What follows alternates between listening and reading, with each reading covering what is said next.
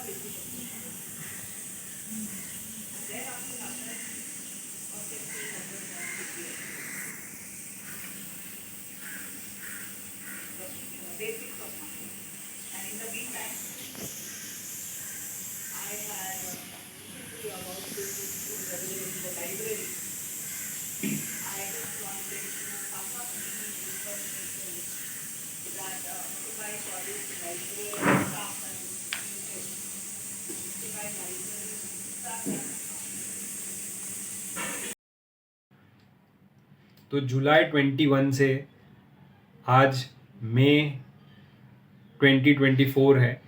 तो इतने पीरियड में देखिए इसकी ग्रोथ इंडिपेंडेंटली ओपन स्पेस में कितनी अच्छी हुई है, क्योंकि इनको बहुत सनलाइट पसंद होती है और ये तेज़ धूप को भी बर्दाश्त करते हैं। तो अच्छी ग्रोथ यहाँ पर हुई है।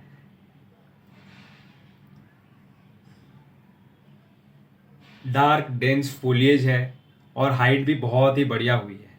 तकरीबन 8 फीट के करीब देखिए आप हाइट है इसकी, और इससे थोड़ा और बढ़ेगा फिर इसकी ऑप्टिमल साइज आ जाएगी।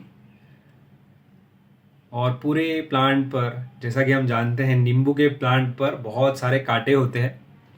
और एक बात कि इस पर आपको नींबू नहीं नज़र आएंगे, क्योंकि सीड से जब आप प्लांट को ग्रो करते हो तो इसमें 5 से 7 साल के बाद ही फ्रूटिंग होती है। तो अभी इस पर कोई फ्रूट नहीं आएगा, अभी 1-2 साल और फिर इसमें फ्रूटिंग होगी, बहुत सारे नींबू आएंगे। इसीलिए लोग सीड से ग्रो करना पसंद नहीं करते, क्योंकि टाइम लगता है और पेशेंस का काम होता है। ग्राफ्टिंग करोगे तो कुछ ही समय में आपको बहुत सारे फल मिल जाएंगे, ज़्यादातर वही प्रैक्टिस होती है। लेकिन आप पैशन के तौर पर ऐसे सीड से बहुत सारे प्लांट्स को ग्रो कर सकते हो। मैंने जामुन किया है, बिली यानी जो एगल मामेलोस, और मैंने पीली कनेर यानी येलो ओलिएंडर को भी सीड से ग्रो किया है। उसका भी मैं, अगर आप कमेंट में लिखोगे तो ज़रूर उसका पूरी ग्रोथ की जर्नी को आपके साथ शेयर करूँगा। आज वो भी बहुत बड़ा हो चुका है प्लांट।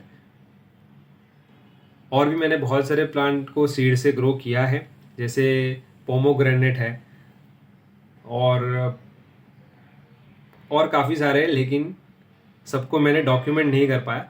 जितने किए हैं आपके साथ ज़रूर शेयर करूँगा मैं। ये देखिए कितने सारे कांटे हैं इस पर। ये इसका एक डिफेंस मैकेनिज्म होता है प्लांट में, कांटों का होना, ताकि ये अपने आप की रक्षा कर सके जानवरों से, ताकि इनके फ्रूट और फ्लावर को नुकसान ना हो।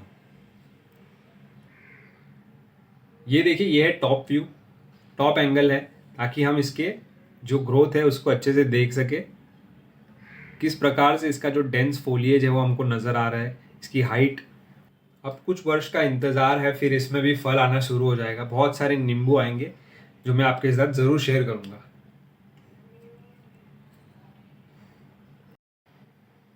आप कमेंट में मुझे बताइए, क्या आपने कभी नींबू के पौधे को सीड से ग्रो किया है या आप करना चाहते हैं।